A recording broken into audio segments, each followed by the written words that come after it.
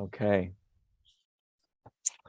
Welcome to Everyone Has a Jeff Buckley Story. Thank you very much.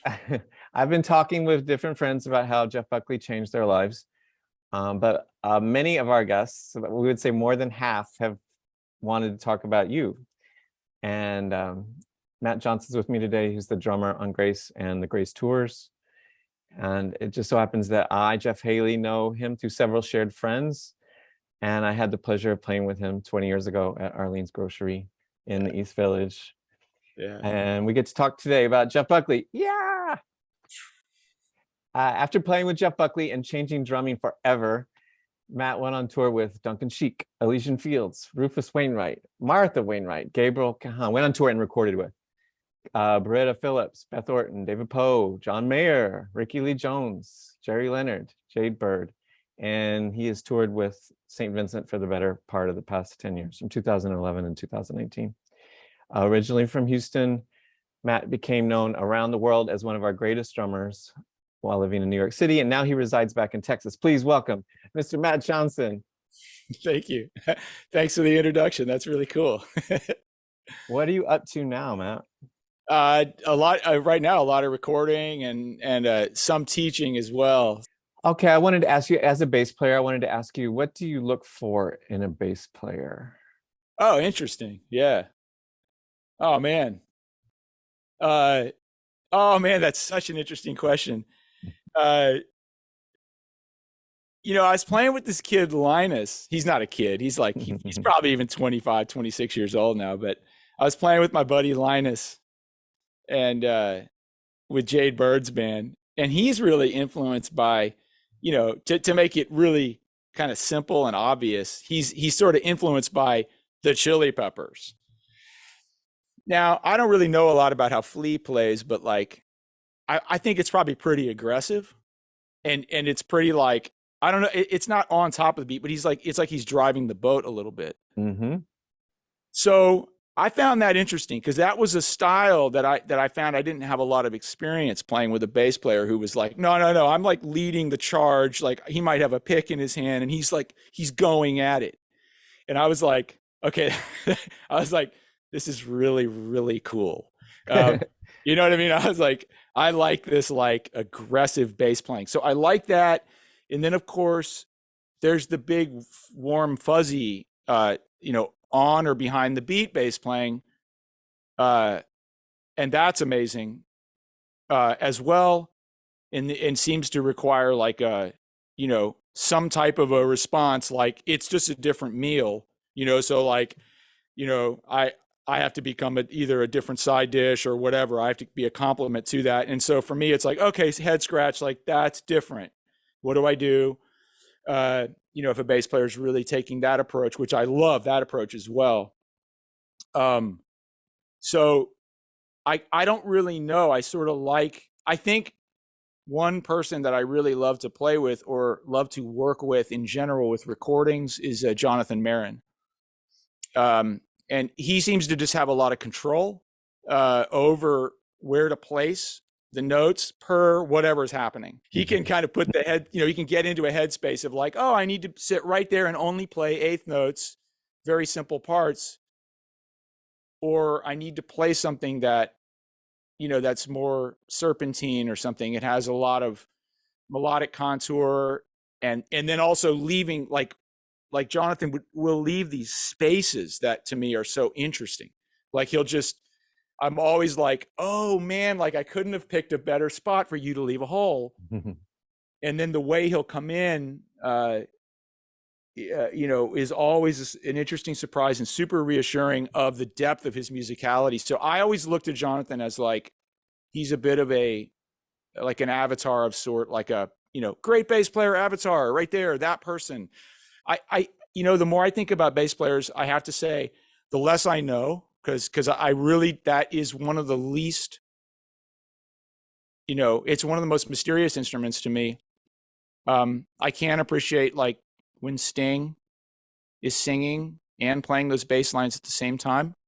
I'm super, super impressed by that. Mm-hmm. And things like that. I saw Sheryl Crow do that, just watching her at a festival or something. I saw her play bass and sing. I was like, that's really, really cool. Who were some of your favorite drummers way back in high school? Oh, wow. Yeah. Okay. Well, in high school, yeah. I mean, like, I kind of liked everything from like hair bands.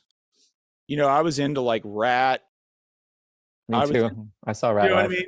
I was like, I really like that song Round and Round and stuff. Hmm. I was like, this is friggin' awesome. Hmm. Um, You remember that song, Lay It Down? Hell yeah. Yeah, I love that Yeah. groove on that song. That's another, I mean, that's another quality Rat tune. And, so I don't really like those mixes that much, but like, I liked hair bands in a way because there was something fun about hair bands. Van Halen was a good hair band of sorts, so they were cool. And I think I really liked Van Halen because Van Halen hit me so early. Like, I think I was probably, I guess maybe 8 years old or something like that. So like when I was 8, like I remember being slightly frightened by the distortion in the guitar and stuff like that. So it was quite scary to me a little bit, like in the way that a cartoon or something, it was like, oh, it's really edgy, but my brother really liked it. The heaviest drummers for me were like, just fucking Bonzo. It's like easy. Everyone knows. It was like, oh, it's John Bonham. And then of course it was, like Stuart Copeland, of course, Right. It was also like Clem Burke of Blondie. And I'm so sorry to the drummer of the Cars. I cannot remember that person's name right now, but I love the drummer of the Cars. Yeah. It's a restaurant now, I think, that guy. Oh, really? The whole band. Oh, and Elliot Easton. Unbelievable. Yeah, I mean, that band is the Cars is so unbelievable because I don't even know how to say they're unbelievable, but they have all these different things in their music that usually don't coexist. And the music's good. Right. It's great. The songwriting's great. So, like there was definitely that element. Like also I remember being super, super impressed by like drummers in the way that the new wave thing happened. Like you take like Gary Newman Cars, like just a basic song, like everyone knows that song, but like the drums have a real intensity to them, like in a way that like Blondie and the Cars had this. It was something about what they were doing was very economical.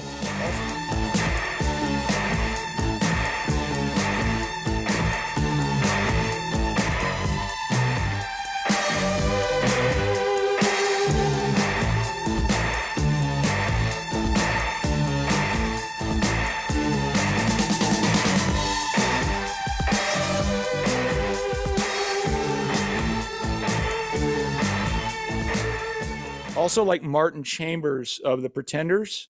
Yeah, he's great.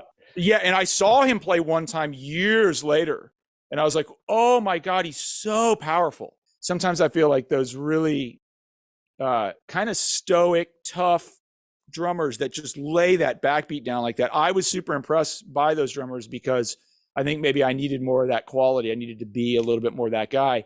But Martin Chambers was like that. And then, of course, in high school, there's the whole jazz vibe. I was gonna ask which jazz players you like, because where I was in high school, jazz was like our focus. So we were into Jeff Watts and the Yellow Jackets drummer, and then learning about Billy Cobham records from before. And yeah, I mean, I was just going back and revisiting like Hymn of the Seventh Galaxy, which is a Return to Forever record, and also Romantic Warrior.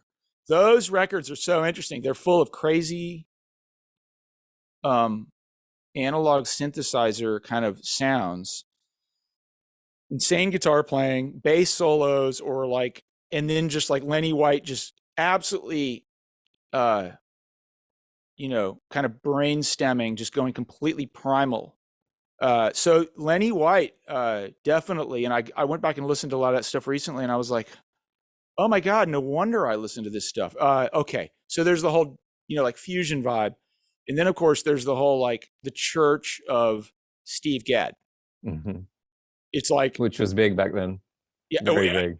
I never left. I'm still there. I mean, Steve Gadd is another like avatar. I'm just like, that guy, like, what would Steve do? Like, it always. So so there's that. Do you remember how people would pass around that three quartets record? Like it was like the secret, like, dude. blow your mind kind of situation. Oh, dude, I still go back and listen to that record, and I still get just like goosebumps through my whole body. I'm just like, dude, those guys were so on fire with that. So yeah, there's that. There's like having my mind completely blown by Dave Weckl when that Electric Band came out. And I was just like, you have to be freaking shitting me with this. And I went back and listened to that many times. I'm like, I cannot believe that Dave Weckl played all that wonderful goodness. So, okay. Yeah, So I love that first Electric Band record. unbelievable. And then of course there's the whole like Tony Williams with the sort of nucleus record of that being like Nefertiti, Miles Davis Nefertiti, which is like, and also Cooking at the Plug Nickel. So Cooking at the Plug Nickel was very like kind of a, bit of a religion type, record for me, along with the kind of classic, I think what people make, a sort of, I don't know what to call it, but like a sadhana, it's like you make your like pilgrimage to these records in a way, like over many months, like Love Supreme or I don't know, I guess kind of Blue as well, but anyway, so you have all these jazz drummers, Blakey, he put out a record, Ugetsu, or some of the Jazz Messengers records. I don't know, man, like it was fun. It was fun. I had a blind drum teacher through a lot of high school, Sebastian Whitaker, right? Oh, yeah. I've seen him play before. Yeah, and unfortunately he died, I think it's now 4 years ago. And he was born with he had a type, I believe, a type of cancer in his eyes, and then that it caused him to lose his sight, and then it came back, and then he died probably around the age, he would have been about 50. But anyway, so he was cool to study with because he had some of those seemingly magical abilities associated with blind people when they play music. It was just like, oh, what the hell are you doing over there acoustically? Just acoustically was unbelievable what he could do acoustically.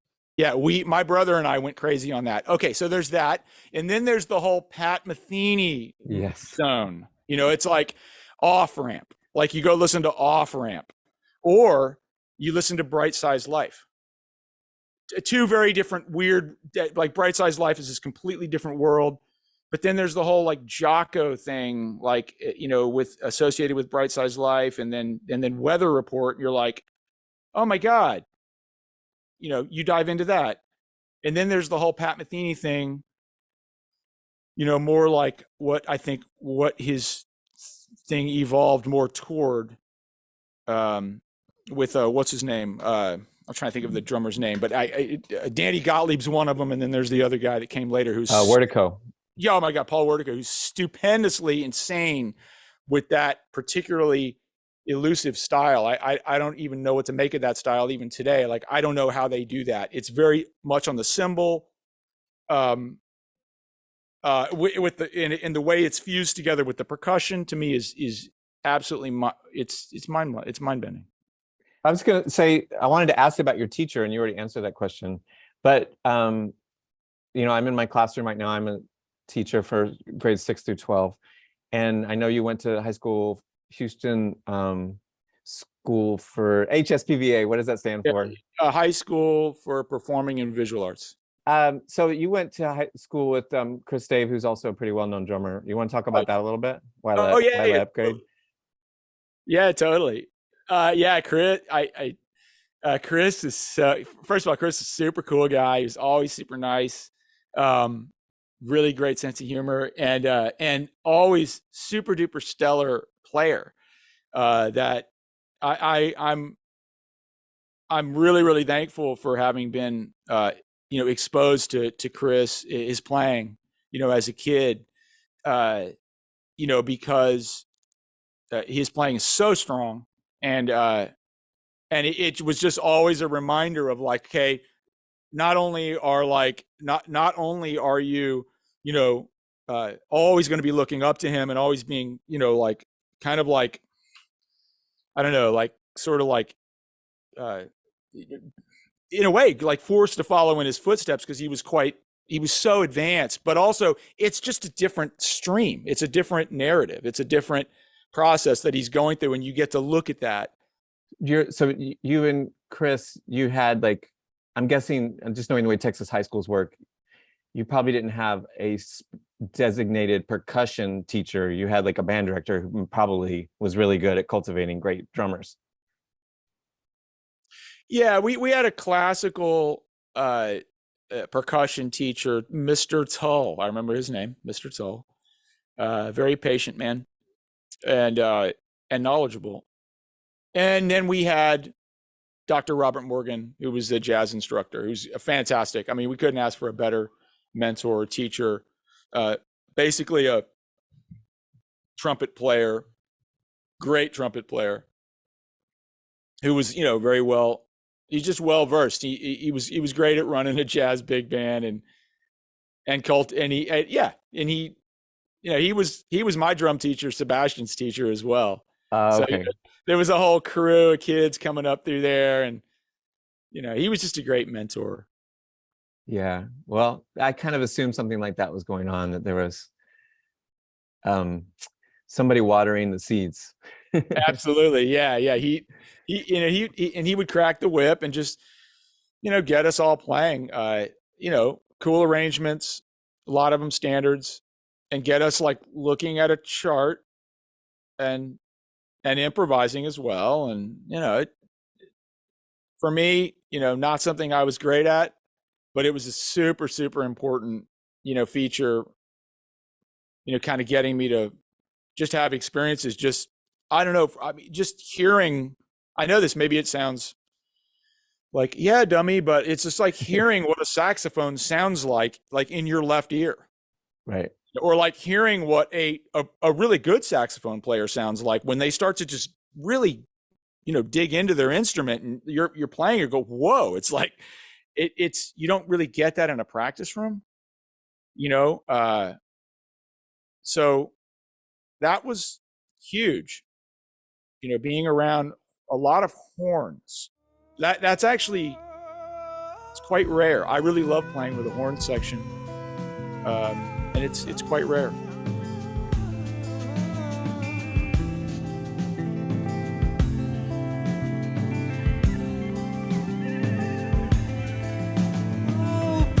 Precious silver and gold, and pearls and oysters flesh. Drop down we to serve and pray to Um, I asked him about the way that you approached triple meter songs, because so many of the songs on Grace are in the triple meters, like 3, Oh yeah. 6, 12. And he said that he would jam with you and you guys would play a difficult rhythm, and then you would have him shift you would switch from like left hand to right hand emphasis, I guess, and also move things over 1/16th note. Yeah. And I was like, oh, that explains a lot about the kind of, you know, the kind of fills you play and where you emphasize different things. And then I even started hearing it in Jeff's guitar playing too. Just like pretty advanced stuff. Like for instance, on the Live at Chennai, the like Young Lovers do. Oh yeah. That's a triple meter, and you know the accents are coming very advanced, like almost like Elvin Jones level stuff, I would say. Yeah. The six thing, like or six or triple is it's enduring for me, like the 3 based kind of meters, or what, you know, what do you want to call it, or subdivisions or something like that. It's enduring because like the way they interface with 2 based kind of ideas is seemingly endless, you know. I mean, you could be like you know, 1, 2, 3, 1, 2, 3, 1, 2, 3, 1, 2, 3, 1, 2, 3, 1, 2, 3, 1, 2, 3, 1, 2, 3, or 1, 2, 3, 1, 2, 3, 1, 2, 3, 1. You know, just that starting point right there. There's three basic positions there for like how a two bass thing goes against three. There's actually a really interesting artist named DJ Arafat who he died in a car accident maybe like 4 or 5 years ago. He's like an Ivory Coast guy, but his tracks are real interesting in the way they take something that almost sound like a clave. You know, it could be like, you know, 1, 2, 3, 1, 2, 3, 1, 2, 3, 1, 2, 3, this kind of thing. And then he'll kind of have like a, you know, 1, 2, 3, 1, 2, 3, 1, 2, 3 at the same time. And so like you start to mix that kind of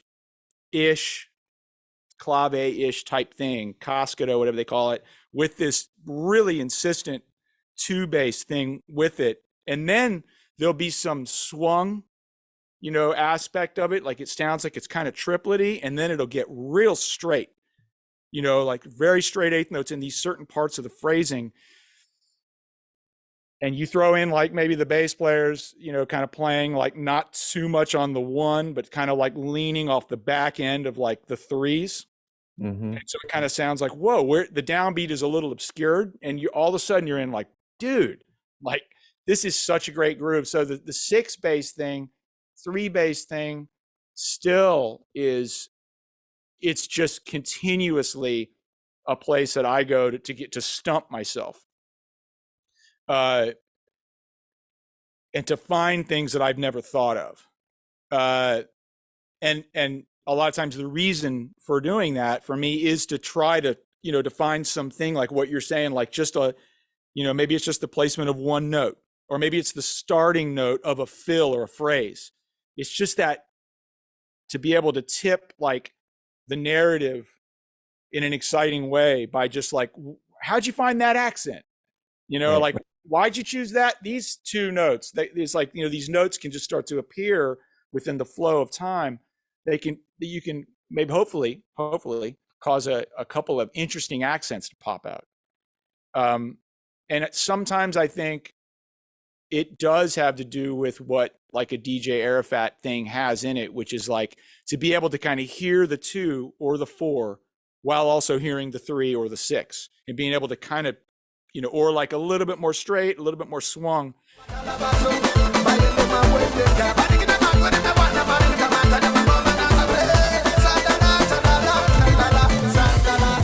Another person I think who's really quite great with that is Billy Martin from Medeski, Martin and Wood. He's right. he's really done a deep dive into a lot of that stuff. And I thought his book was really interesting, and, you know, his approach to it. Anyway, so yeah, Jeff has a lot of, you know, waltz based things. And I think I noticed that there's not that much of that in the pop idiom.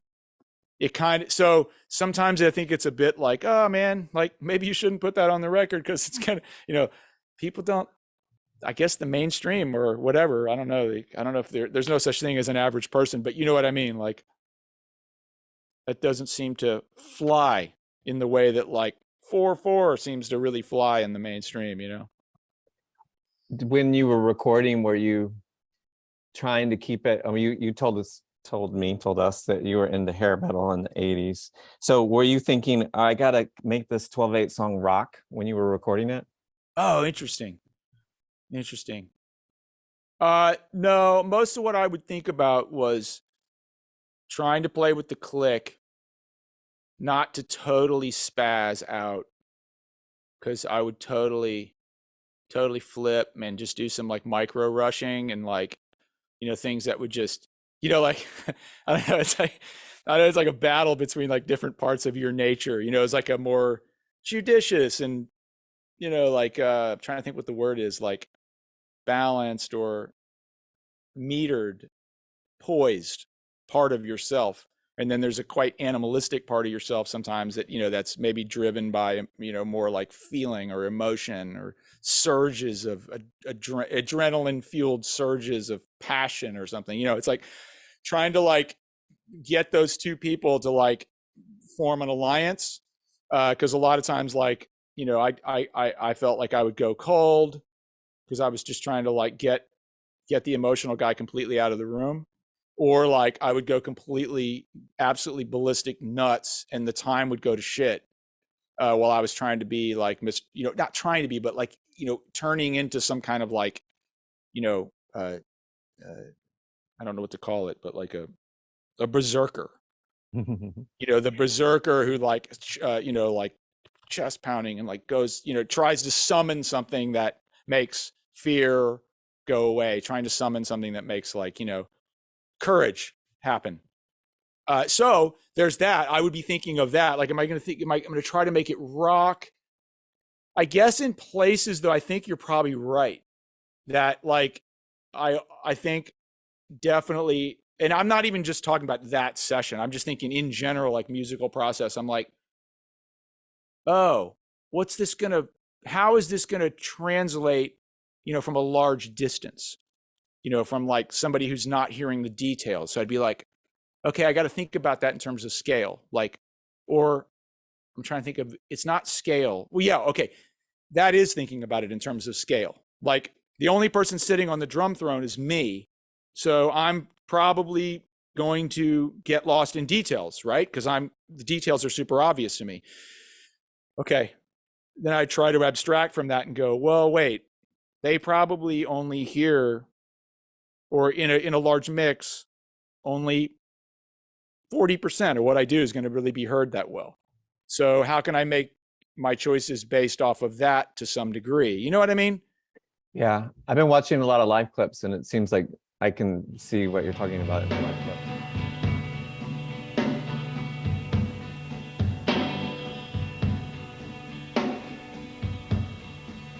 It's been such a long time, and I was just a child then. What will you say when you see my face? So all those thoughts were, going through my head. And I think with your question, which was, did I want to make it rock? It was like, yes, like that. I think you're right. That there was a guy I grew up with named Andy Markham. And Andy, I remember seeing he played with this band. He played in this band called Piss Factory. And I went to see him play with Piss Factory, and it was very punk. And his hi-hats were already broken, and he had kind of a John Spencer Blues Explosion type stripped down kit. I think he might have only had like one or two cymbals and a floor tom and broken hi-hats. But like everything he did, it was a big influence on me because everything he did was a statement that was, that translated well in a reasonably sized venue. And I think a classic example of that is like a Dave Grohl type thing. Okay, so Dave Grohl just doesn't seem to bother with gestures that are unimportant details. Yeah. That's not the only thing that makes his playing great, but it's like, if you don't get that part of it, then it's like, okay, well then, you're sort of missing the Dave Grohl boat, sort of. It's like, yeah, you can't really put a bunch of details in there. But going back to the Dave Weckl thing, like that's what's so amazing about Dave Weckl is that for me, like his greatest playing, it actually has all those, it has a lot of details that are super incredible in it. They're not merely details. A lot of them are incredible musical insights, but that's a level of command on the instrument that like almost nobody has. And so for me, like having had enough experiences in the studio, I was like, I'm definitely not that guy. So I have to look at my playing and go, I am not going to be able to, fill my like playing shopping cart to the brim, get a second cart, and then get to checkout and be able to buy everything and not be in debt or something. Like I'm going to need to buy essentials, and pay for it with cash. You know what I mean? And And so I definitely looked to like Andy Markham's playing at that time, because, you know, or Matt Flynn's playing. You know, Matt Flynn was playing with Franken Orange at that time, roughly that time. And I went to see Matt Flynn play, and he didn't bother to turn on his snare drum. He just left it off, and he just bashed the shit out of the drums, but in a way that was super cool. It was super amazing. It was so kinetic, so powerful and kinetic. You know, it was arresting. So I definitely was like, wait, I can't get lost. And my tendency would be to get lost in details. I've been watching the Glastonbury Festival performance, and the first time I watched it, which was about 2 months ago, I was really taken aback because the vocal performance is insanely good. And it's the same thing when you watch a lot of John Bonham clips. It does not look like you're playing that loud, but if you're just listening, it sounds extremely loud. But you look very relaxed on the kit, and it doesn't look like you're bashing. Do you care to talk about that? Yeah, that's another like enduring thing that I always deal with. Like, you know, I think more as a cartoonist when it comes to this thing of playing really loud. Like, I'm like, okay, well, no, I'm not Thomas Pridgeon. Like, maybe I can create that with the illusion of dynamics. Like, maybe if I have enough understanding of dynamics, I can make something that feels all those things, like a giant train rolling through. You have a little house right next to the train tracks. Like, okay, maybe. And I was told this. That's the thing. It's like, this has nothing. I really want to make sure people understand this. I was told this in like 1981 by my first drum teacher. Okay. And he knew it for like his whole career. And he was already like 50 plus years old. Okay. But he told me, he was like, man, if you want to make a really big, powerful sound, you do not have to play loud. And in fact, there's an inverse correlation a lot of times between like your results, you know, toward that goal and playing loud. Like, you'll choke the drums and you'll get a bunch of collateral shit that you don't want. So you might want to just play with dynamics. So it's like, I'm still on that first drum lesson. And I don't mean to brag, but that's Matt Johnson on the drums.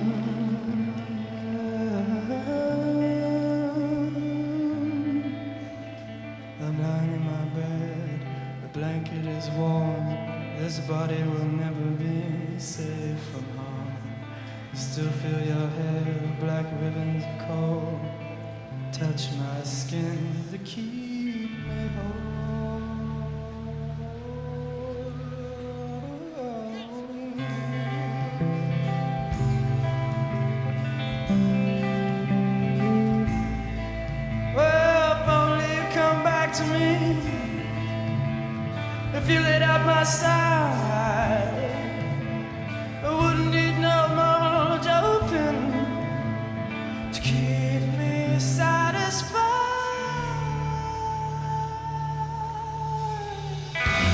Don't wanna wait for you, don't wanna know.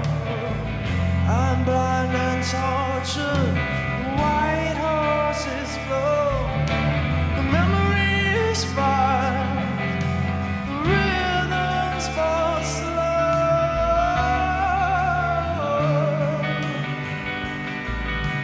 Black beauty, I love you so.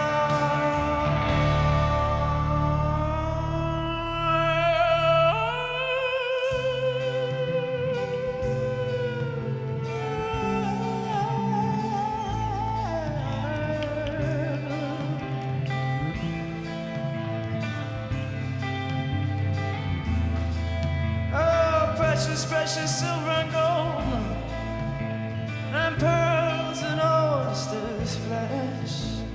Drop down we two to serve and pray to love. Born again from the rhythm, screaming down from heaven. Ageless, ageless, and I'm there in your arms.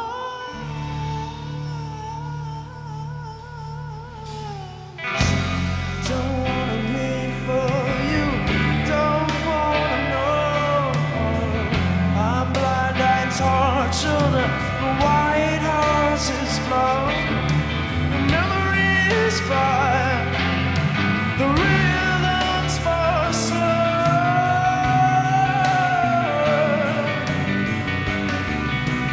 Black beauty, I love you so.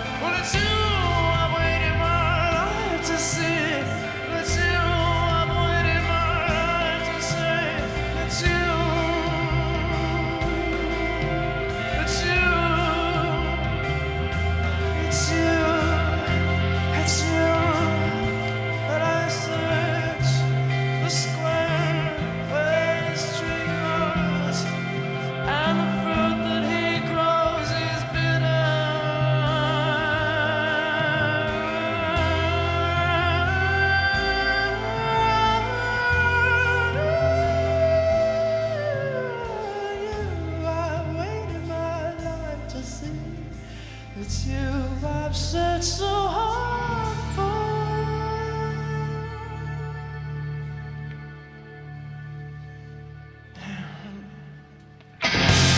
Don't wanna wait for you, don't wanna know.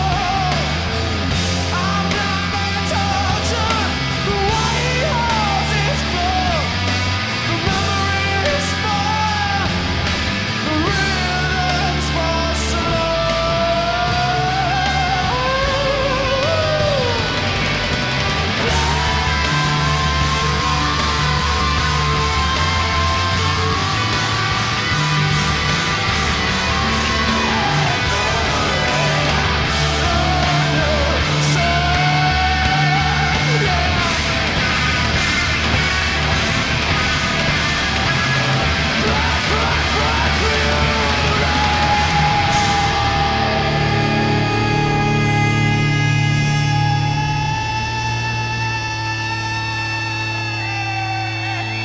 Yes.